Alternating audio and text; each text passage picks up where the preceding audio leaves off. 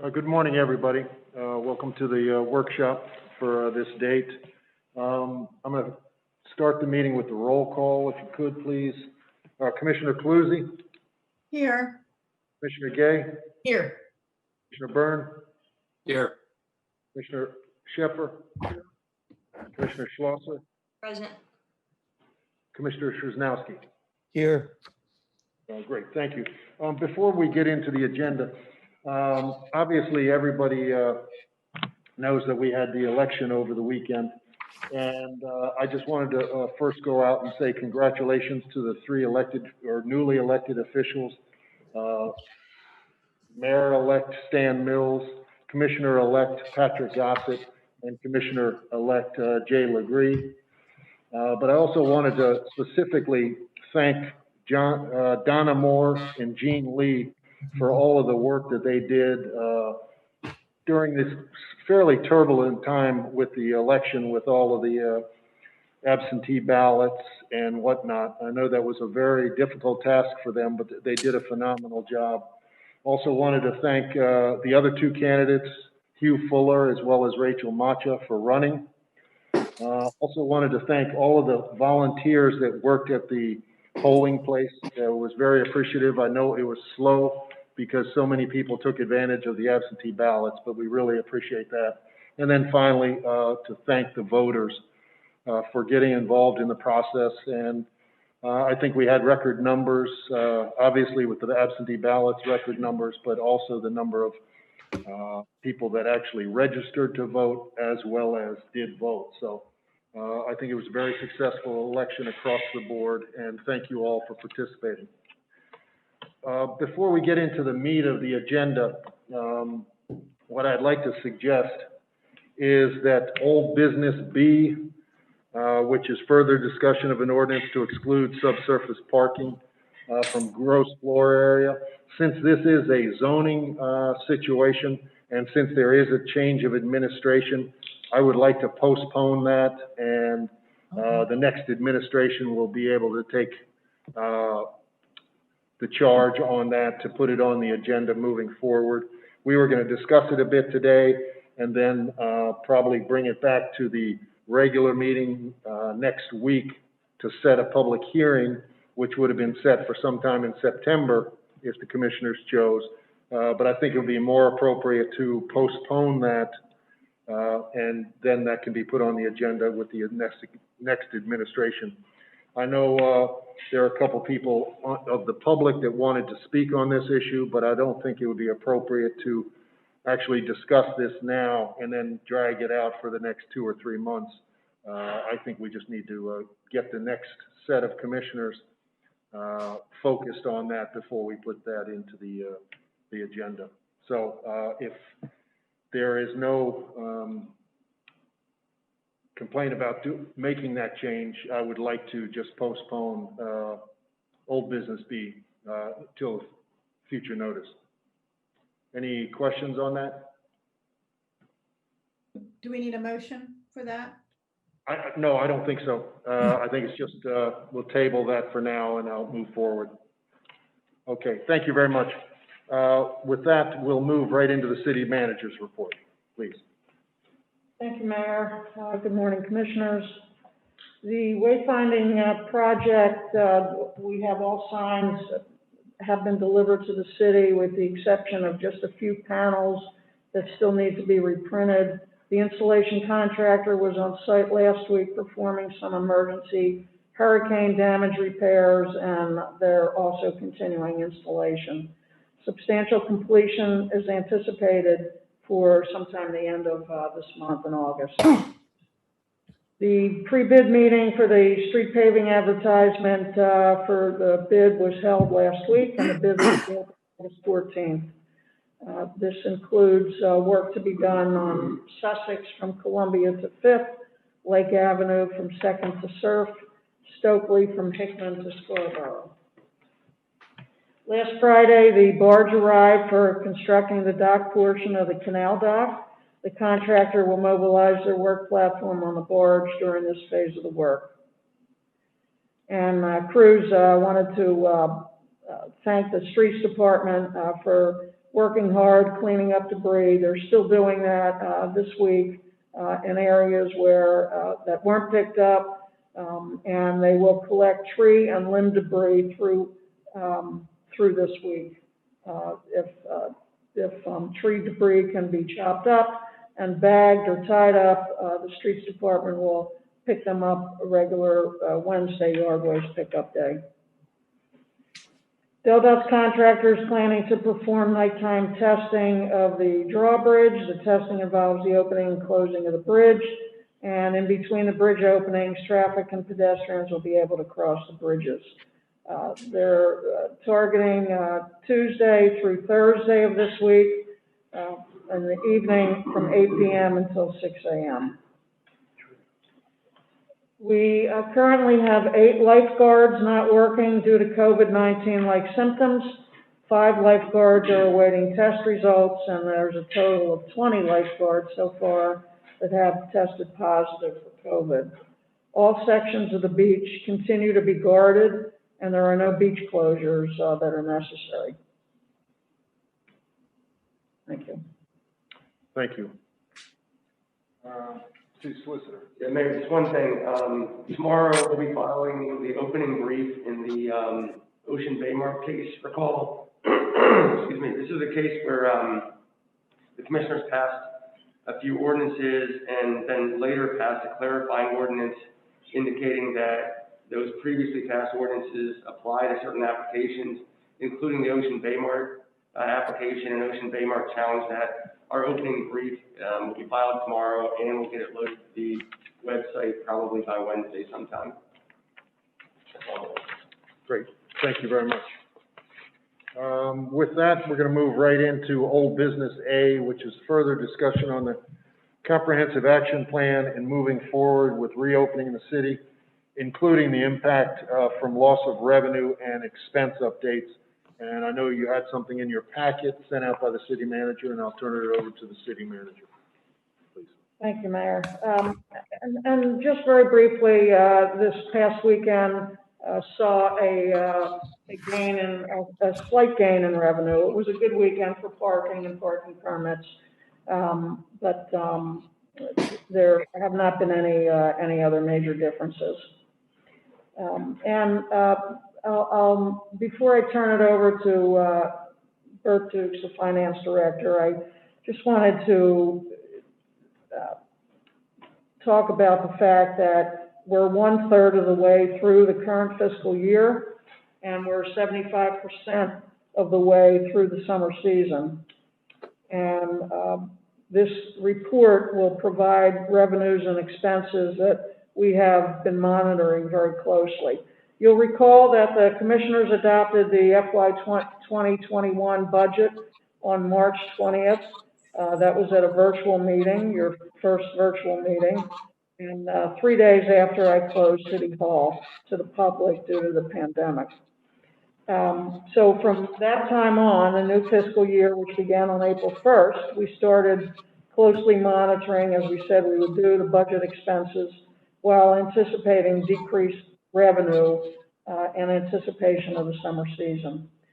Predictions for budget decreases are certainly being realized as we've been reporting each week. And as we go through this presentation, it's important to remember that it could be a lot worse. We're fortunate to have other sources of revenue that are keeping up with budgeted amounts, and even seeing some that are a bit higher than last year's amounts for the same time period. Although the economic front evidently shows a dismal summer season, not just for everyone, businesses and everyone involved, but especially for the City of Rehoboth Beach. We are predicting, at least at this time, to be prepared for the worst case scenario. We made the decision early on to withhold over $3 million in CIP expenses in order to wait out the summer season and not proceed with these until sometime in the late fall. And at this time, we're saying that this decision was the correct one. Although we've been letting bids for projects, we will not be awarding these until we come together in the fall and we're able to tally our losses. I do anticipate delaying most major large dollar amount projects as well as those that are directly related to annual upkeep and maintenance. So, with that, I think, Mr. Dukes would just like to go over the reports that he sent out to you and the reports that are available to the public.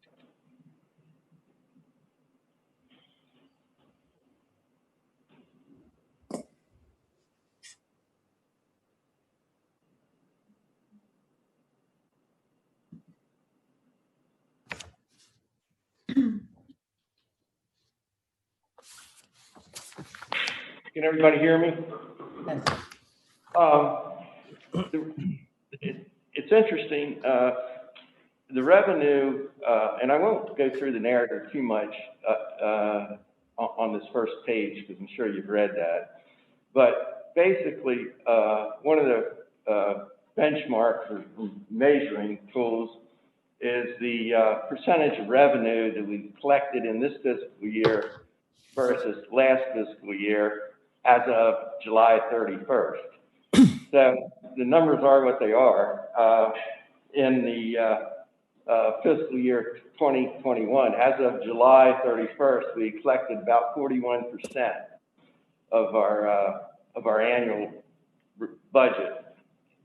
This time last year, it was about 54%. So that's, but I think as you look at the numbers, I took the total revenue for the year to date through July 31st and broke it up into 3 sections so we could bring a focus on where the real problems are. But in this blue section, basically the totals are pretty much in line with last year. But in saying that, I wanted to point to the 2 major items in this blue section. That's property taxes, which show year to date slightly behind last year. Well, that's just through July 31st. So we're going to equal or exceed that. I'm not concerned about that. Another item that's on here is our $2 million in rental tax, the money that we collect from people who rent their homes.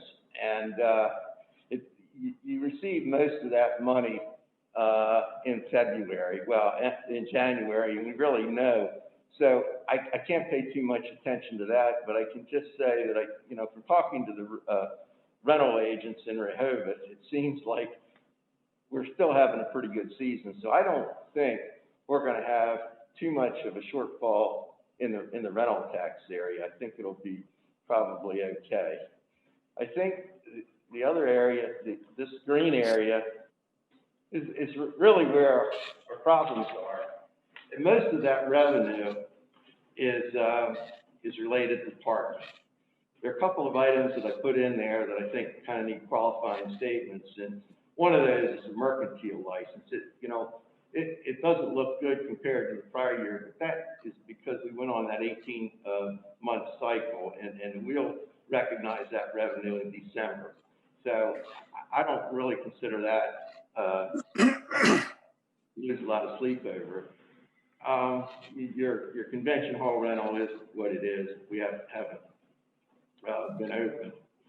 But the other item at the bottom here that's not related to transfer, related to parking, is the transfer tax. And this is a misleading number because we're reporting so early today. We don't have a total on the July transfer tax yet. So I think the transfer tax is probably going to be about the same, but the county hasn't been able to give us a number yet. So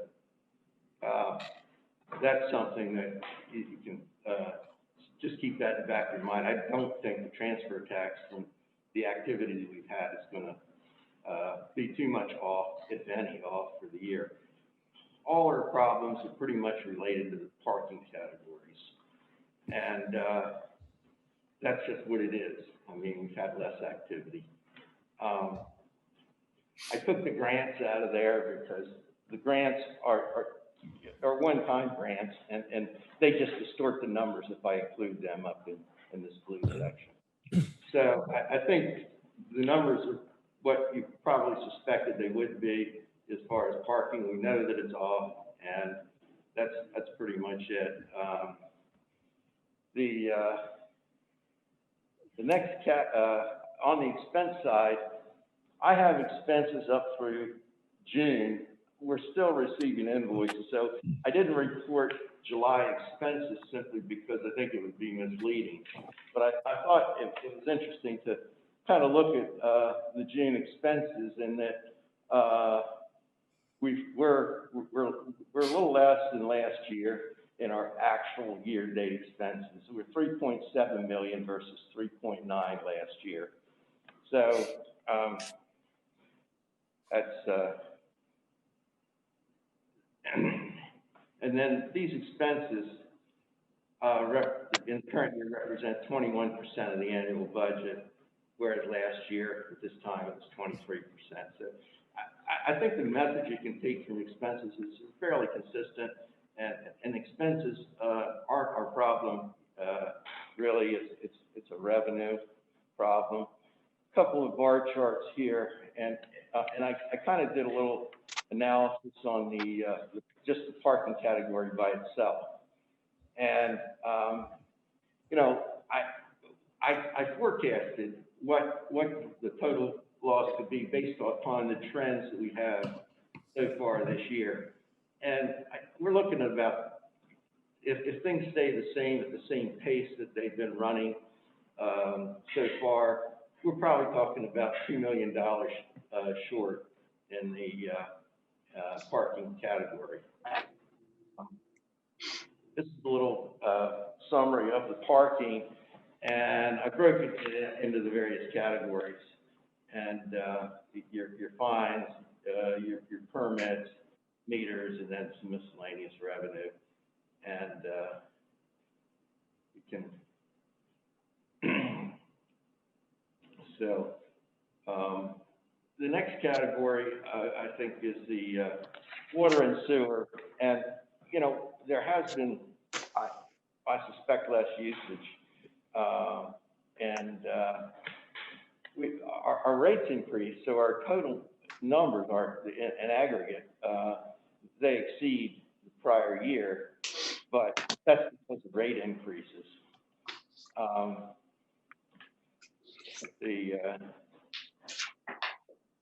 There's a bar chart on it. We had actually metered out of town orders. I think most of you realize that, you know, we sell more water out of town and gain more revenue from out of town sales than we do in town sales. But you know, our actual out of town is 576,000 versus 389 last year, whereas our in town was 233 versus 221. So thank you, out of town people. On the water revenue, this is basically the detail of what I've already discussed. We are up in total revenue, and I don't anticipate the water representing a huge problem. Where I think we should be fairly close to budget, and the same would apply to sewer. I think there's one point you have to appreciate with the sewer, and that a big percentage of our revenue from sewer is sort of guaranteed because the county has agreed to share on a flow basis those costs. So we know a percentage of our costs of operating the sewer operation is going to be covered by the county, and we're talking about, you know, about 55% of our total expense budget is going to be covered by the county. So that gives us some level of comfort. We're responsible for the other 45%. That 45% is going to be basically based upon our usage and of water as we bill the the sewer, using the same number of gallons that you use for water in town. And, and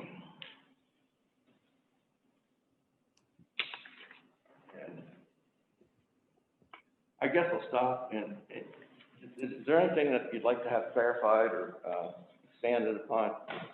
I just wanted to interject also. Thank you for putting these great detailed reports together. The hotel tax revenue, Evan Miller's been keeping track of that. We do have several out of 19 reported hotels and motels. We do have several at this point that we're still waiting information on, but our year-to-date total collected starting in January is $86,883, considerably less than what we were, predicting, but that is through June. Evan, if you want to just come forward and talk about the numbers that you've been compiling. Thank you. Good morning, Mayor, Commissioners, members of the public. So just a brief update on the lodging tax, also known as the hotel accommodations tax. Again, this is a tax on the accommodations that are not subject to the gross receipts rental tax that's collected within the city. So far since inception, actually, in January, we've collected a total of $137,000. Now, Sharon did indicate the $86,000. That's what has been collected so far for the fiscal year. So that includes April, May, and the numbers so far for June. April and May, obviously, were very slow with the coronavirus and the requirement that some of the accommodations providers be closed. So January, February, and March, we did see that some of the accommodation providers were closed because it was the off season. We had a total of roughly $50,000 during that time. And then for April, May, and June, we had the total of $86,000. Again, so far we are still awaiting some payment for June, and then come August 15th, the July payments will be due as well. And then one other point I wanted to touch on was we are in conversations right now with the Delaware Division of Revenue in terms of possibly having an agreement in which the city could share some of the accommodation tax receipts that's provided to the state.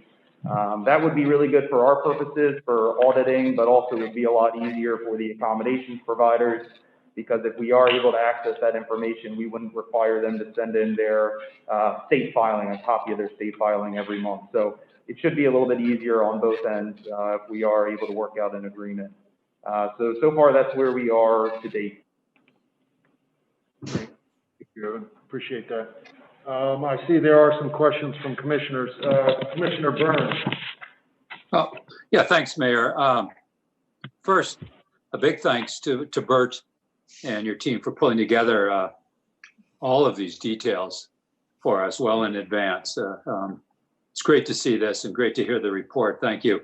And Evan just answered the question I was going to ask. I was going to ask for a clarification of where we're at with the hotel accommodation tax, given the huge gap between what we have budgeted and what's remaining this year. But I now understand better. And it's not that I didn't understand the why of the gap, but some explanation as to where we're at and how it's going was very helpful. Thanks, Evan. Thank you. Commissioner Calusi. Yes, so my question has to do with transfer tax. And I believe, Bert, you said that we were probably going to be close to where we were last year. And I'm wondering, I guess you said you talked with some of the area real estate brokers. But I'm also wondering, as far as building permits, do we glean information from that as well? Is that how we're looking forward in terms of what we think we're going to get, or how is that? You mean building permits as related to rental revenue, or just talking about building permits by themselves? Building permits as far as, transfer tax for new building and that kind of thing, because the new properties would be subject to transfer tax, yes? Well, you're right. The problem of it is, some of the people that are building the really large homes now aren't using them for rental. So it's difficult to make the connection between the building permits and the actual rental tax, because you don't know what the intentions of Well, mine was a transfer tax in particular. I'm talking about sales.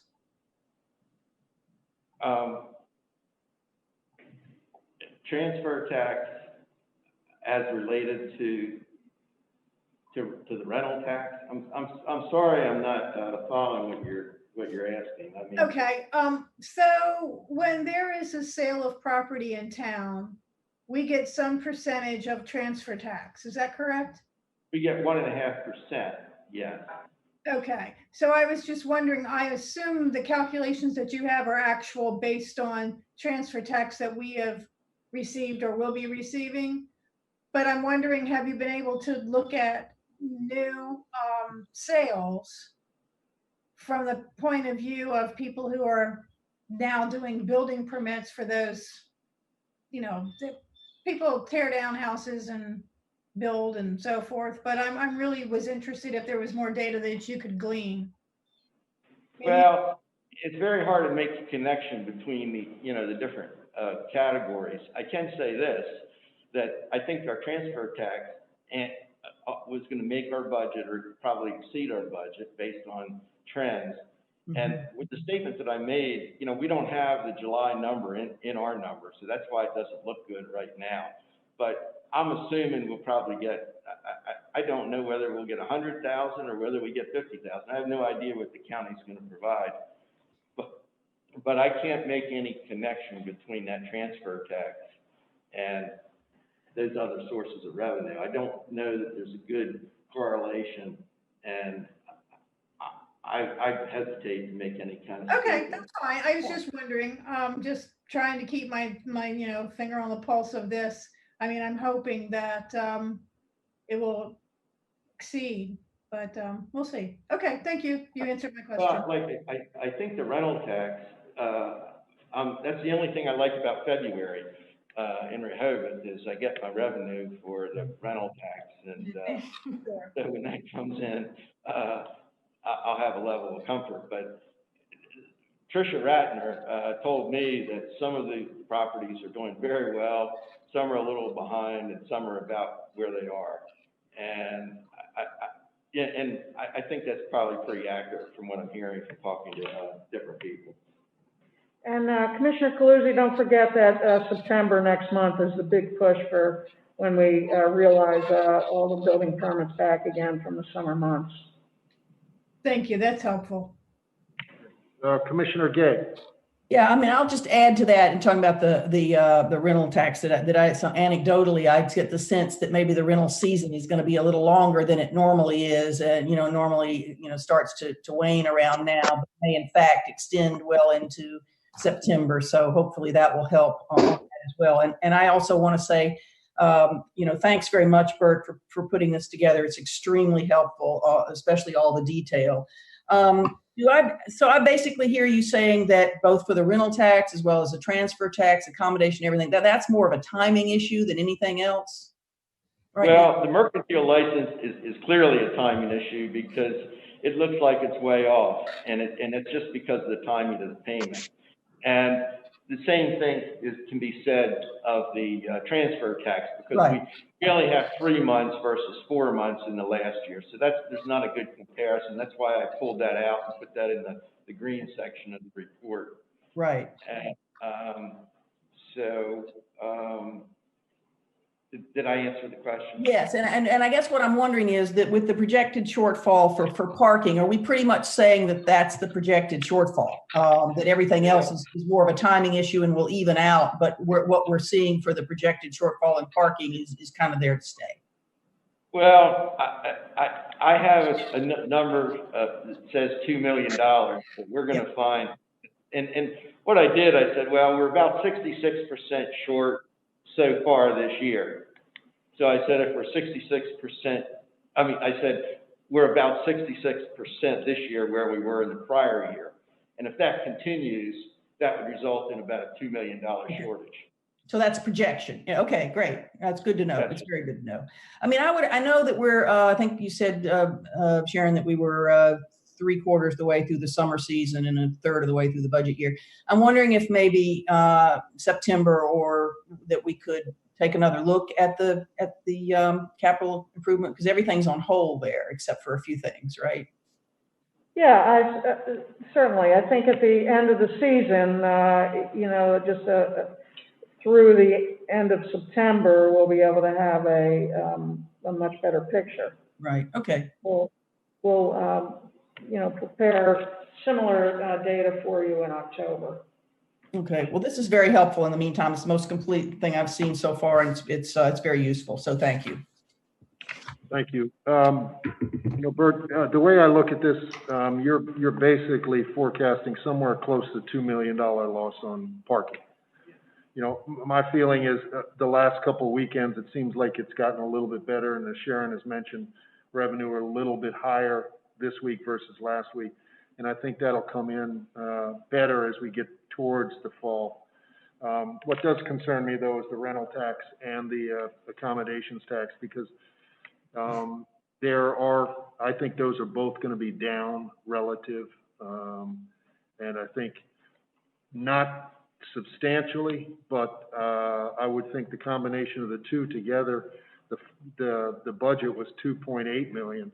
I wouldn't be surprised if that comes in just a little bit over 2 million when it's all said and done, maybe 2.2 or 3. So in addition to the parking revenue loss, we will, I think, have some losses from those as well. And as I look across the board, I think I'm surprised actually that the water and sewer usage is pretty close to what it normally is, because it would seem like it would be a little bit less. Rate increase. And The rate increases. Yeah. No, I know the rate increases help us a lot there, and that's what we have to be careful of as we go forward. Yeah. Go ahead, Sharon. I just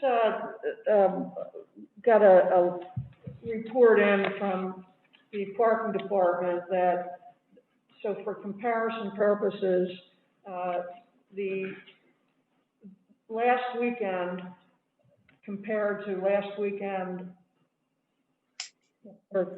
the same weekend last year, we were in parking permits, we were only down approximately $90. So it was a busy, busy weekend for us. Yeah. So I think that's, one reason as we went through August, we saw an uptick every week. And hopefully we'll continue to do that. And maybe even, later on in September, we'll continue to see that people are coming here. Yeah. Yep. And I also think that based on what I've been hearing from real estate sales in the last 6 months or so, and going forward, that our transfer tax may be a little bit larger than what we budgeted for. So that's going to help a lot as we go into the fall and into the end of the year a lot as well. But I think this is very good that these numbers, and we appreciate the reports that you put together. Anything else, anybody? While we're on the subject, I know Carol Everhart wanted to speak on this subject, so if we can, Carol, please. Okay, can you hear me, Mayor? Yes, we can. Okay. I was just providing the occupancy for last weekend. I do not have this weekend's yet.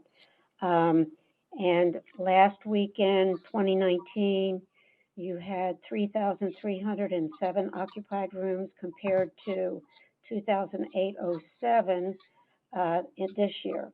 And the year to date, on Wednesdays, last year, 49,517. This year, 32,590. And on Saturday night, this is where the big hit came. Year to date, 2019, 76,306. And 2020, this year, 45,960. So later today, I will have, by the end of the day, I should have the stats for this past weekend. And I did want to also just note that we did comply. We were asked to make sure the businesses were aware that they could still apply to the city for expanding in the outdoor space, and we have done that. And unless there's a question, that's really all I had. Great, thank you very much, Carol. And I think Richard Perry wanted to comment on this subject, please. I don't really have any specific comments because I think it was a very detailed report. So I too thank the city manager and her staff for putting together such an informative snapshot of our financial condition. Thank you. Great, thank you very much. If there's nothing else from the commissioners, we'll move into new business. A, which is the introduction of the FOG and solid waste ordinance related to continuation of stormwater analysis program. Is that you? That's Kevin. Kevin. Oh. He's got these.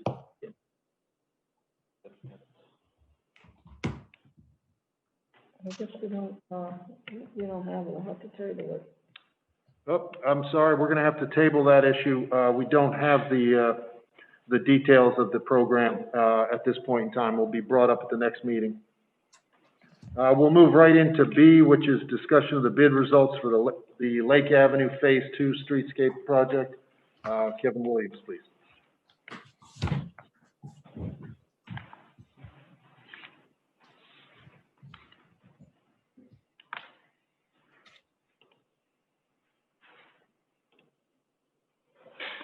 Okay, thank you, Mayor.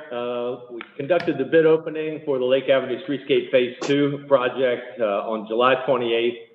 This is just a recap. You'll recall Phase 1 was completed several years ago. Phase 2 works on the triangle area, short distance up Olive, and then 2nd Street all the way down to Rehoboth Avenue. We had 4 bidders. The apparent low bidder was Grassbusters Landscaping Company, Inc. at less than 1% above the engineer's estimate. So we had a good bid there. The other notable thing was all 4 of them are fairly tight in their bids. So we think we had a good competitive bid, and we got a good price considering all things. Just to recap on a couple of things, we decided to move forward with this one, as you know, in the spring because of the large amount of state funding it's tied to this project, and we didn't want to risk potentially losing that. So this is how the budget breakout was for the project. We had $400,000 in our capital budget. We were getting $800,000 from the state, and then Evan got us a $50,000 ADA grant. So total in our budget was $1.25 million. And the bids came in just under that. So we feel good about moving forward with an award. And then just in summary, here's what we're going to ask, or we're asking for you today. It's just allow us to put this on the agenda for a vote at the regular meeting on the 21st of this month. Great. Thank you very much, Kevin. Any questions from any of the commissioners? I do have one question here. Looking at the list of bidders, it looked fairly tight, especially with the first 2 low bidders. And I have heard all of them. I have worked with them, but have heard about the other 3, but not Grassbusters. Are you familiar with them, or is anyone on the staff familiar with them? Sure. Grassbusters was a sub on the Phase 1 project several years ago, and they did one of our annual paving programs 2 years ago, I believe, and we're very good on that one. So we're happy with the selection of that contractor as well, at least based on past performance. Thank you. I appreciate that input. Commissioner Gay. Yeah, I just wondered, given the name Grassbusters Landscape, so it does include all of the plantings or not?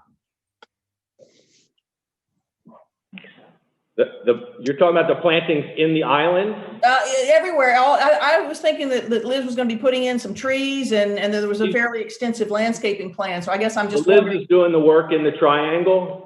This contract will do all the perimeter work. So okay, so it does not include all of the plantings. It does not include the island plantings, right?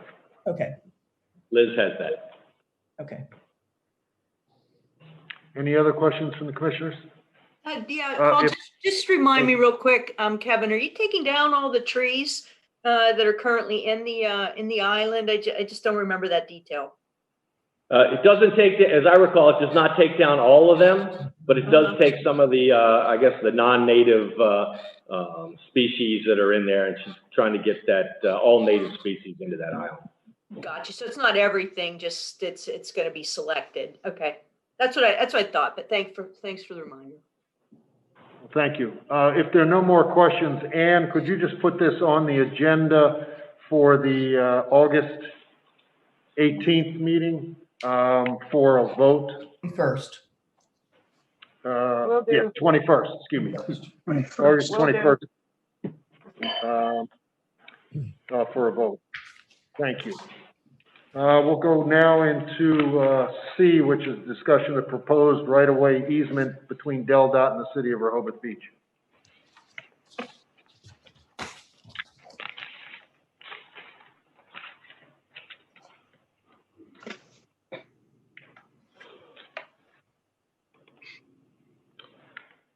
So we've had a request from DelDOT recently about some easement and a small parcel transfer out in the vicinity of our well number 8.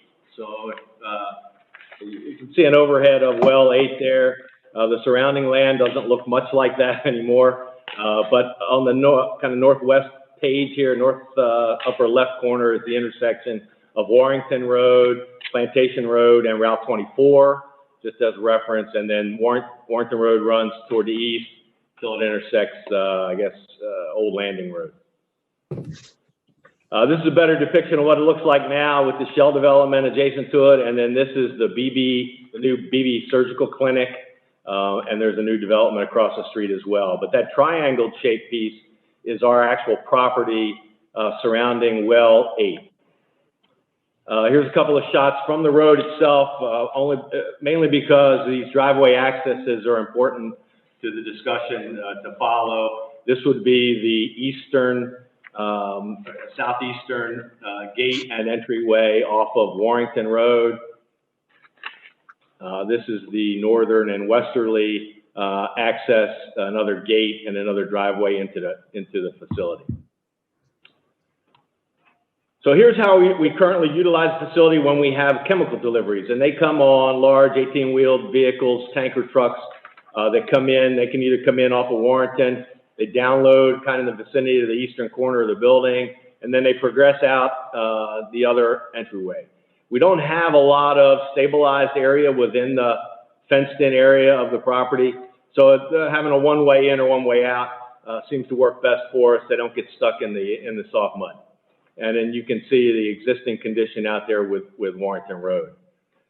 So this is the intent of DelDOT and the Beebe complex with the traffic circle that comes out of the new surgical clinic. As you can see, it becomes a very complicated entity. But you can go back and still see kind of our fence line and where our property sits.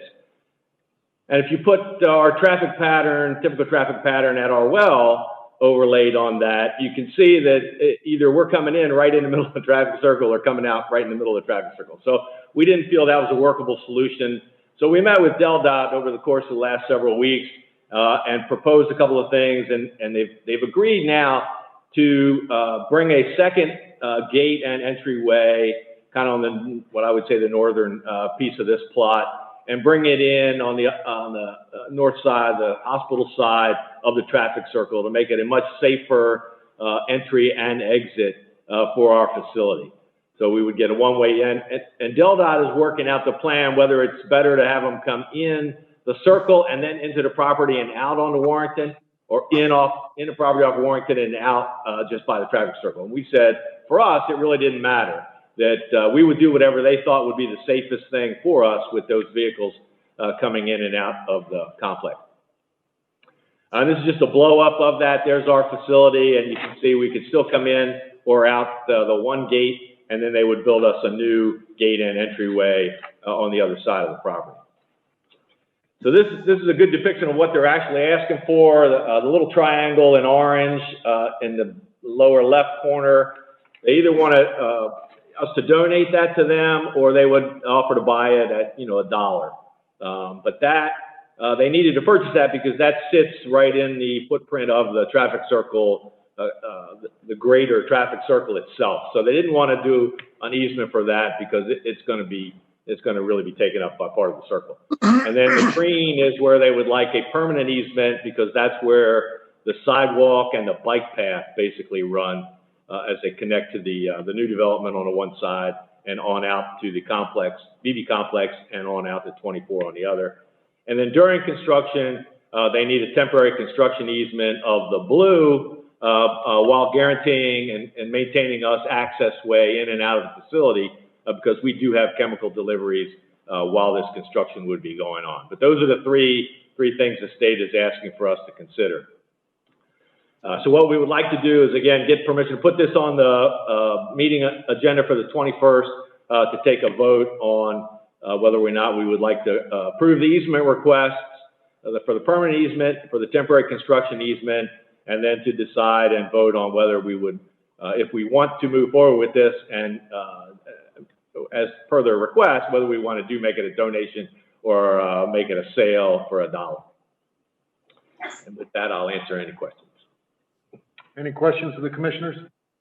I have questions. So it's as far as the access into our side of the well, will they be providing, what are they providing for that access? I mean, is it just going to be is going to be a dirt road? Or are they going to put in a type of roadway of sorts? What is the plan there? And I mean, there's the easement portion, and then of course for the construction, and then there's the permanent for access by the chemical trip.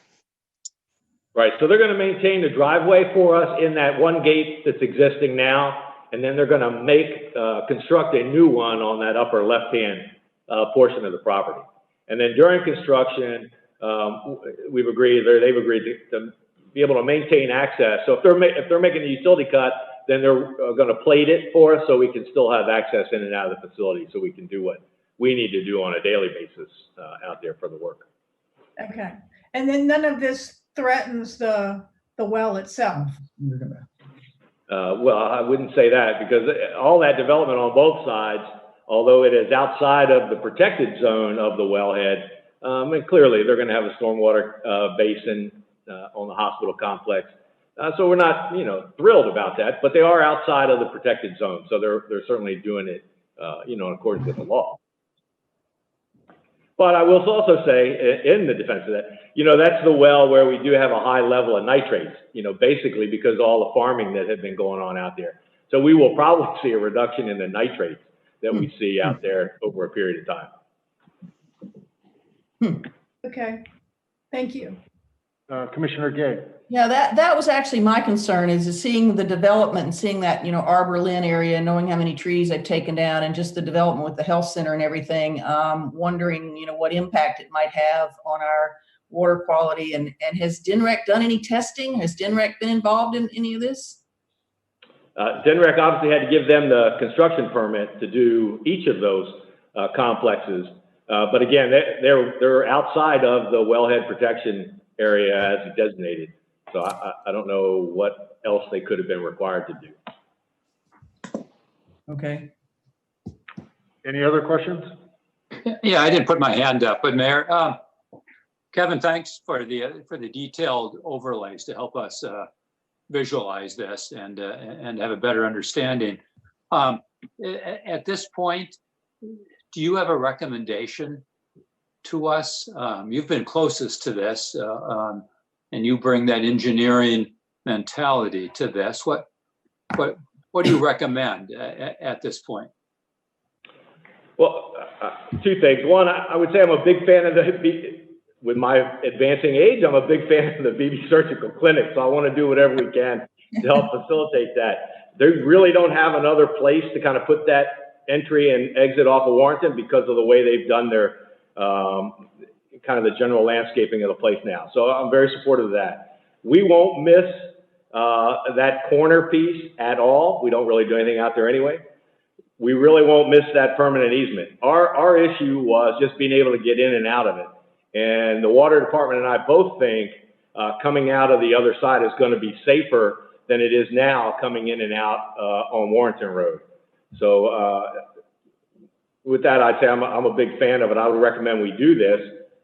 With respect to the sale or donation, that doesn't matter to me, obviously. But from an operational perspective, I think we're going to be better off than we are now, safer for our guys getting in and out. Good, thank you. Any other questions? If not, Ann, Yes, again. I have one more. Go ahead, Beth. So I'm sorry, I'm just getting back to the water quality issue and the protection of the wellhead. Is there anything else we can do that could help us? I mean, I guess as far as either one of those developments, I guess there's no way we can increase our wellhead protection area that would make a difference. I mean, this is not my area of expertise at all. Right, So I don't think there's anything we could do to expand that wellhead protection zone, especially after the fact like this. But we do have monitoring wells out there, so we will see if we start to see an encroachment of something we wouldn't expect to see or something negative, we're going to see it. And at that point, we would then have to decide how we react to that. It wouldn't just show up in our drinking water system today and then have to deal with it. We will see it in our monitoring wells because they're out on the perimeter of the property. That's good. okay, all right. Well, thank you. Thank you. If there aren't any more questions, Ann, could you also put this on the agenda for August 21st for a vote as well? Will do.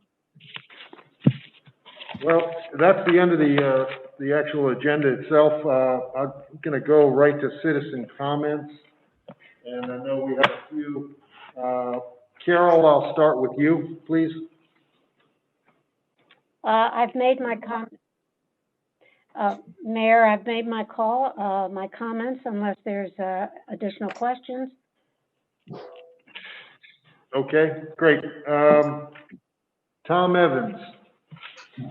He left. Looks like he dropped off. Richard Perry.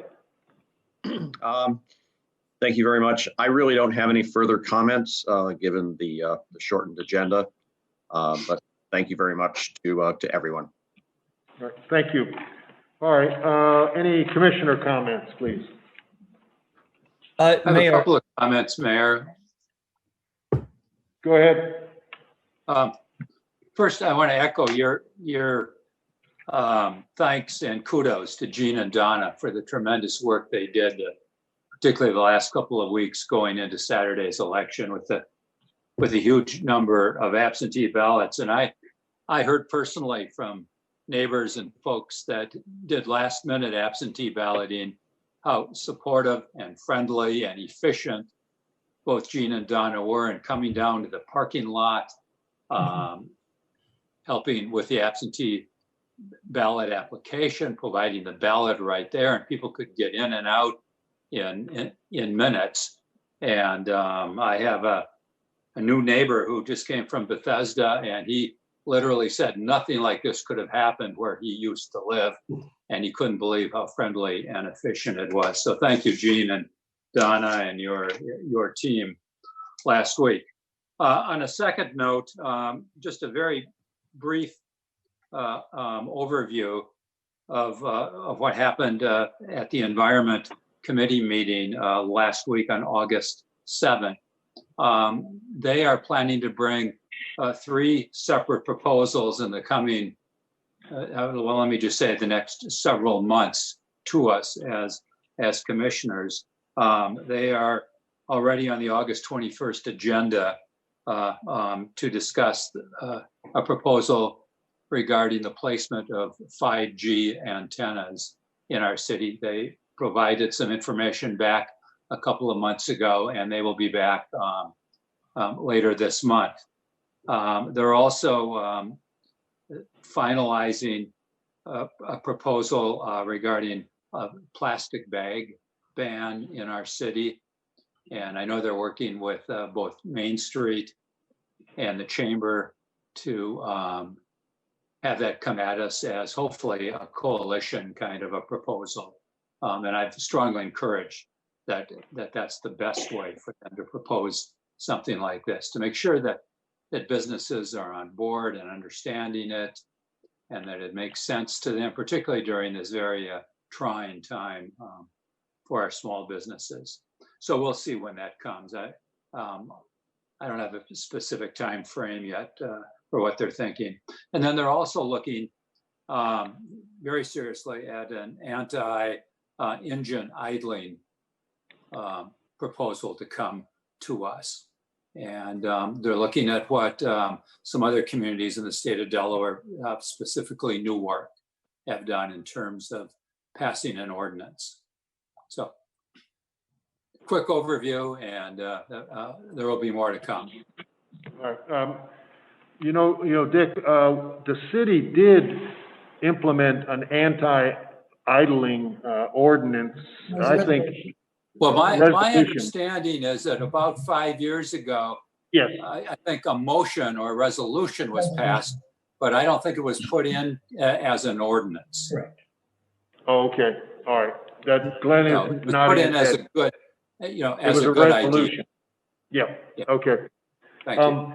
And going back to what you had mentioned about one of the members of the committee had come to us actually to get on today, but it was a little bit late, about the ordinance with the wireless and making some changes to one that's been done. And at that point in time, I had suggested to her that we would discuss it at the August 21st meeting. I am going to suggest as well, since that is a zoning change and a zoning discussion, that be put off until the next administration takes over.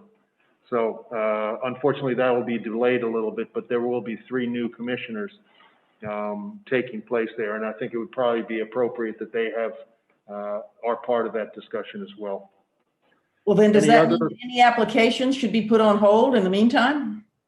Applications for 5G, I think there are some in progress. And that was one of the reasons that they were wanting to move ahead with their proposal for the changes. So I'll have to confer with Mr. Mandelis about that, because they are in the works, and we'll have to see what any legalities are associated with that from the outcome. Okay, just curious. All right, and we'll give you an update on that, whether we will put it on the August 21st agenda or move it forward.